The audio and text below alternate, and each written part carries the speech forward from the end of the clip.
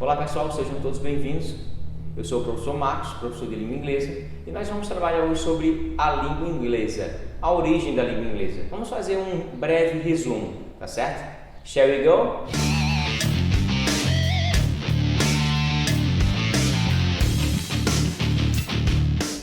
Let's go! Bem, introdutoriamente,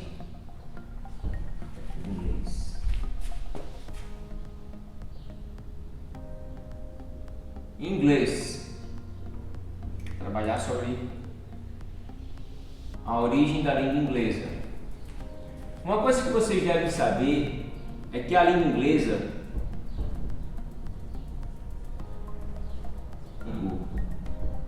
o proto-germânico, ele deu origem, né? O proto-germânico, ele dá origem ao alemão.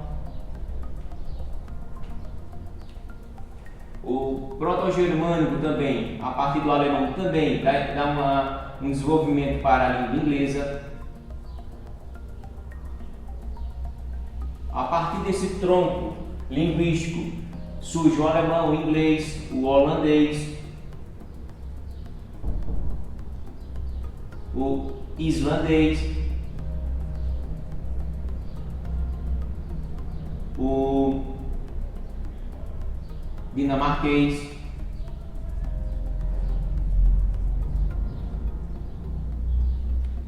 o sueco e vários outros tipos de línguas, né? Várias outras línguas. Beleza.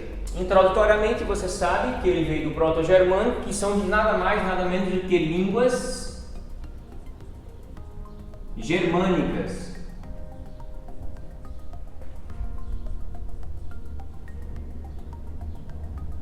Essas línguas germânicas na linguística é chamado de proto-língua ancestral comum hipotética de todas as línguas germânicas. Parece um palavrão, né?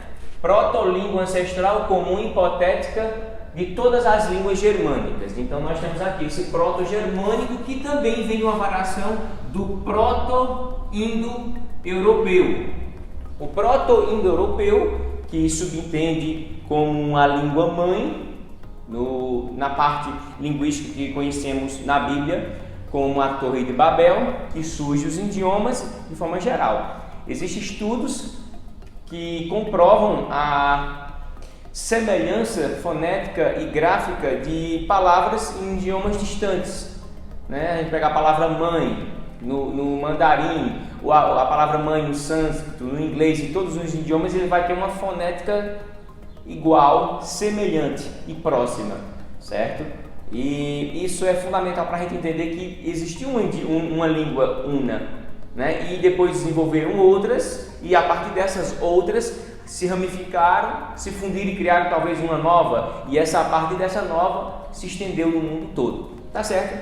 Então beleza, mas onde que surge? A gente já sabe de onde a origem a partir do tronco do proto-germânico, mas a localidade que o idioma da língua inglesa ela surge. Bem, a língua inglesa ela vai surgir na Grã-Bretanha.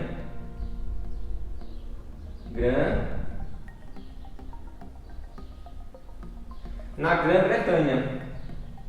E a Grã-Bretanha é uma ilha, pequena ilha, separada do continente europeu, né? Está aqui separada do continente europeu.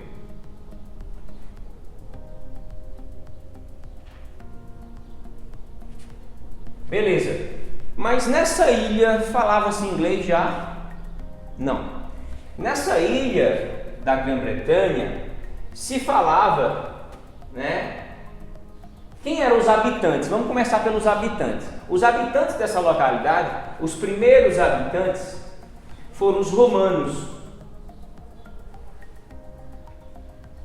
Quem habitava nessa ilha eram os romanos, e os romanos, por sua vez, falavam a língua do latim, ou latina, né? O latim é o primeiro idioma em si, o idioma até o terceiro, quarto século, o latim vulgar, o latim da comunidade, não o latim da elite, o clássico, mas o latim em sua inteireza linguística. É claro que naquela época também tinha o grego como língua franca, né? O universal, como a gente tem hoje a língua inglesa, tá bom? Então, nesse período aqui, até o século IV, a maior influência linguística era o latim. Só que aí tudo vai mudar no século V, que a língua inglesa ela é separada em 3 períodos. Nós temos o primeiro período, segundo período e terceiro período. O primeiro período ele é do século V ao século XII. O segundo período é do século XII ao século XV. E o terceiro período é do século XV até os dias atuais. Tá certo? Nós temos 3 períodos da língua inglesa. Certo? Período.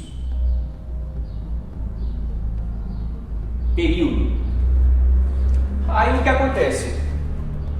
Acontece o seguinte, que tribos germânicas, anglos,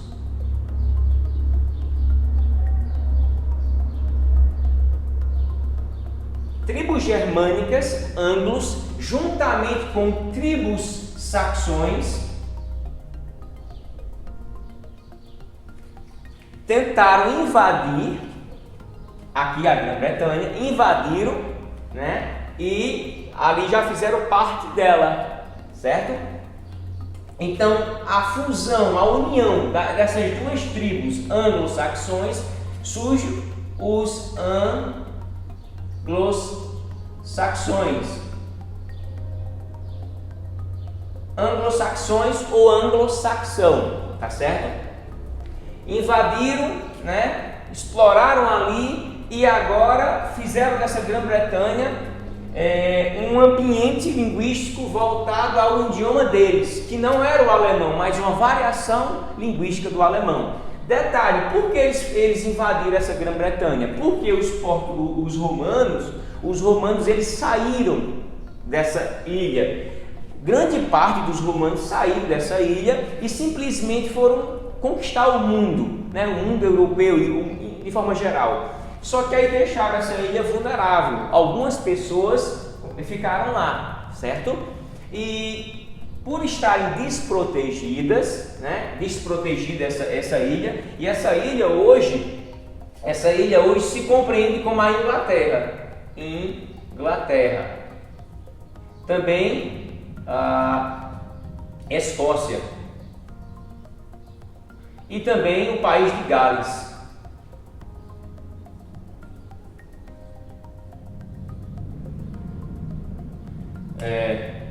As nações da Inglaterra, a Escócia e o país de Gales é o que compreende isso aí lá, certo? Só que para não cometer um anacronismo histórico do termo, Inglaterra surge depois, não nesse período. Quando os romanos saem, deixam desprotegidos e simplesmente os anglo-saxões vão lá e simplesmente invadem, né, essa ilha, e ali agora essa influência aqui é uma variação linguística do alemão. Essa fase, aí tem o segundo, né? Tá aqui o segundo momento, segundo povo, né? Povos anglo-saxões. E esses anglo-saxões nada mais do que falam um inglês arcaico, né? Conhecido como Old English. Então nós temos aqui uma variação, vou até colocar aqui assim para você saber, não é a língua em si, é uma variação linguística do alemão, certo? Isso no século V depois de Cristo. Aí o que acontece? Uma coisa que é fundamental você entender como é que eu vou colocar aqui? Anglo-saxões, primeiro período, anglo-saxões. O primeiro período é compreendido como Old English. E Old English, como vocês sabem, é velho inglês ou inglês velho, também conhecido como anglo-saxão. Quando você fala de anglo-saxão, é justamente a origem da língua inglesa. Então, o primeiro momento, o primeiro período da língua inglesa é Old English. Eu vou colocar aqui, ó. Old English. O período em que há uma invasão dos anglos nessa Grã-Bretanha e simplesmente ali agora uma variação do alemão fundido e interferido, né, pelo latim, que não era só o latim que tinha ali, tinha também o celta, tinha também o grego, tinha vários outros idiomas, o hebraico também, uma influência mais um pouquinho externa, mas também tinha essa variação. O segundo momento, né, aqui é o período de influência linguística. Terceiro momento. Depois dos anglo-saxões, depois de 5 séculos, de 4 a 5 séculos, quem é que vai invadir essa localidade? É um tal de Guilherme, que é conhecido como William na literatura inglesa, só que foi traduzido para o nosso português como Guilherme o Conquistador, no ano de 1066 depois de Cristo. Então nós temos aqui o segundo momento de Guilherme. Guilherme o Conquistador. E esse Guilherme fala o quê? O francês.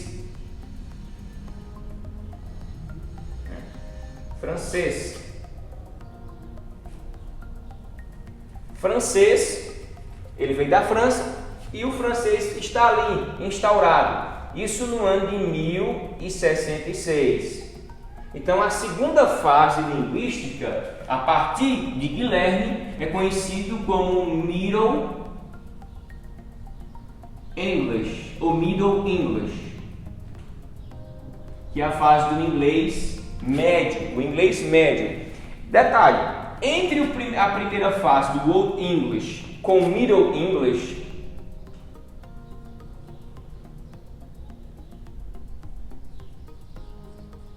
houve algumas interferências linguísticas. Quais são essas interferências linguísticas? Eu vou colocar aqui como algumas: o celta, o grego, certo? E algumas outras interferências. O idioma ele se torna rico quando ele tem várias influências, quando é construído neologismos, palavras, terminologias que vêm, agregam ao seu vocabulário, ao seu idioma, fazem parte do seu léxico. Por exemplo, o português de Portugal ele é fraco, ele não tem nem gerúndio, né? E ele não tem neologismos. Por exemplo, hoje nós temos a palavra mouse, né? Não é mouse, é mouse. Mouse é o mouse, tradicionalmente, foneticamente errado. E mouse é rato em língua inglesa. Só que lá em Portugal eles não falam mouse, né? Eles falam rato. Então eles não agregaram ao seu vocabulário uma palavra que dê origem em língua inglesa. Então olha como o idioma ele começa a ficar pobre. Um idioma, quando ele é rico, ele tem suas influências de outros idiomas, tá certo? Então o primeiro período você já sabe que é o Old English, do século V ao século XII, o Middle English, do século XII ao século XV, e agora a terceira e última fase da língua inglesa, que é vamos botar outra interferência aqui, quarta interferência, que é William Shakespeare.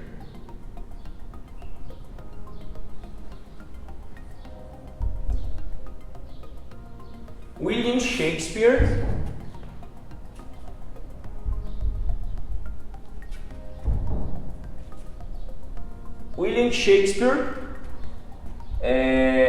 da fase de 1564 a 1616. William Shakespeare ele vem ser o divisor de águas, ou a parte final da língua inglesa, conhecido como Modern English. O Modern English é o inglês moderno. Por que moderno? Nós começamos com interferência do latim, do alemão, ou melhor, o latim, a variação linguística do alemão ou inglês antigo foi influenciado em sua fonética, gramática e morfologia pelo latim, pelo celta, pelo grego. Esse grego é o grego koiné, o período que é criado o Novo Testamento. Das 5 fases do grego, nós temos o grego koiné, tá certo? E Aqui é o terceiro e última inferência ou referência da língua inglesa. William Shakespeare é um dos maiores produtores do material de língua inglesa e ele é o responsável por criar palavras que hoje nós entenderíamos como um lexicógrafo. O lexicógrafo é aquele que trabalha com dicionários e ele simplesmente criou termos, né, expressões, palavras da língua inglesa, deixou o idioma mais rico. Então, por isso que ele é considerado como o cara da língua inglesa, criou, daí por diante até os dias de hoje, Modern English, que é o inglês moderno. O que mais que a gente poderia falar aqui? Aqui nós temos várias interferências dos romanos, né? O alemão antigo, o francês e o inglês mais rabiscado, o inglês mais técnico, mais objetivo. O inglês do primeiro momento ele é muito diferente. Um nativo hoje não saberia traduzir. Ele é muito, a linguagem dele é diferente, certo? Não sei se eu vou colocar aí na tela a forma de escrita. Espero que eu coloque para ficar mais visual, mais entendível para vocês. Mas era um inglês muito complexo, né? Então o que a gente poderia dizer aqui? O inglês não é à toa que o inglês hoje está em 53 países, né? Então, como segunda língua hoje quase que obrigatória se falar, e um inglês básico, já dizia outros linguistas que o inglês ele caiu na boca do não falante, né, do falante de outros idiomas. Qualquer pessoa que quiser aprender língua inglesa tem as técnicas, tem as formas, de forma espontânea, de forma divertida você vai aprender. O que eu poderia fazer aqui? Para finalizar, eu poderia botar algumas palavras para mostrar a interferência de outros idiomas que agregaram na língua inglesa. Por exemplo, vou colocar aqui no latim. Qual a palavra no latim que eu colocaria? Vou botar a palavra deletar. Deletar. Deletar no português, você sabe o que quer dizer, só que acho que talvez você pense, essa palavra é inglesa. Então, normalmente a gente pensa assim. Vou botar aqui português, né? Português. Deletar. Só que nós temos que entender que a palavra original ela é essa aqui, ó. Deleres. Deleres vem do latim. E deleres deu origem para o inglês como a palavra del ou deletar. Oxi. Agora, delete ou deletar. E deleres influenciou, né, outras palavras, mas do latim também surge para o português.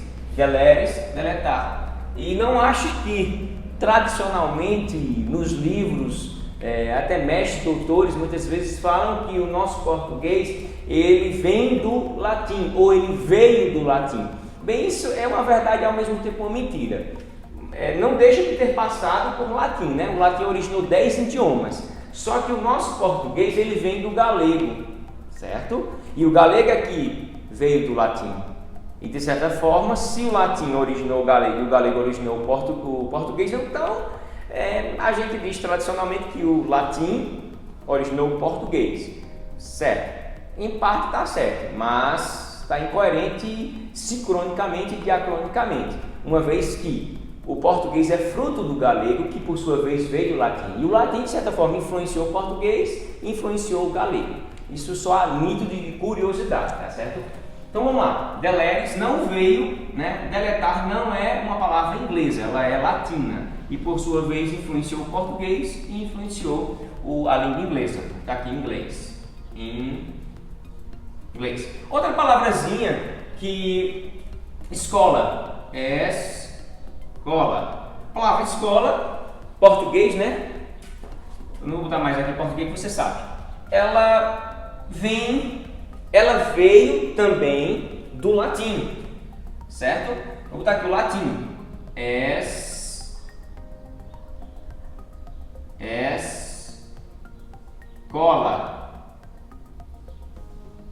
Escola, latim. Escola. Só que tem um detalhe: escola no inglês é school.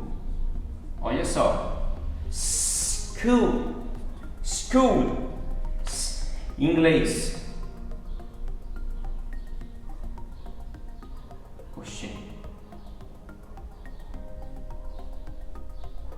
Inglês. Só que o idioma base dele é o grego. Então no grego ele é escrito assim com sigma, psi, ômicron, lambda, school, certo?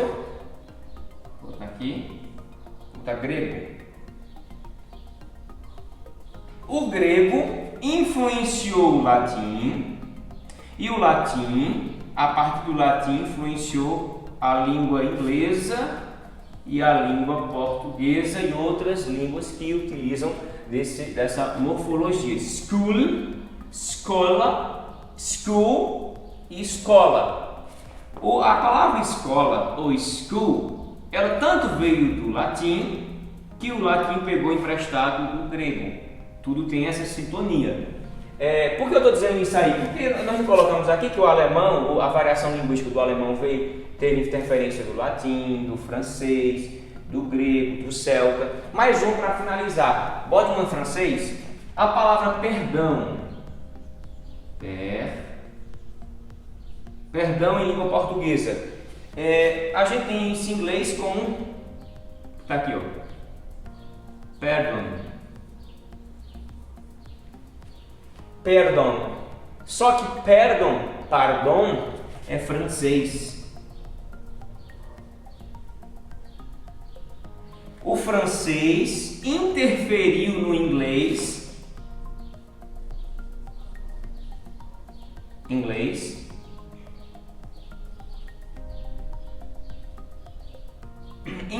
Perdão.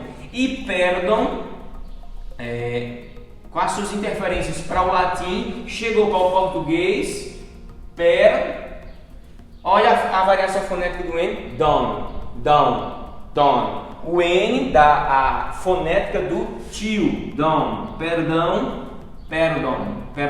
Então o português, perdão, tem uma interferência linguística do francês, do latim e até mesmo uma variação da língua inglesa. Veja só que os idiomas eles são dinâmicos, né? A língua ela é viva, como diz Saussure, tá certo? Acho que é o suficiente para vocês entenderem como de fato as coisas aconteceram. Espero que tenha ajudado vocês aí e se puderem e se gostarem, se gostaram do vídeo, por gentileza, nada mais justo de você compartilhar aí, dar um like. Isso demorou um pouquinho ser trabalhado para a gente colocar aqui de forma mais didática para você entender, porque tem tantos vídeos aí explicando sobre a origem da língua inglesa, mas eu acredito que isso aqui está mais próximo da realidade histórica desse idioma tão importante para nossas vidas, tá certo? See you soon!